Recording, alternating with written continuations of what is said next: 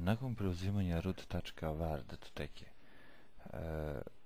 isto je potrebno i raspakovati, jer naime datoteke s ekstenzijom var, odnosno WAR, su datoteke tipa zip datoteka, znači to su kompresovane datoteke, prema tome potreba nam je neki od programa za raspakivanje zip datoteka.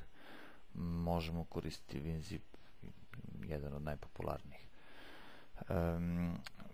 Ukoliko idete metodom open, pa da pronađete pomenutu datoteku root.var, može se desiti da sam program neće prepoznati kao vrstu kompresovanog fajla, ali će zato sigurno raspakovati. Prema tome koristit ćemo se starom dobrom metodom prevuci i pusti, drag and drop.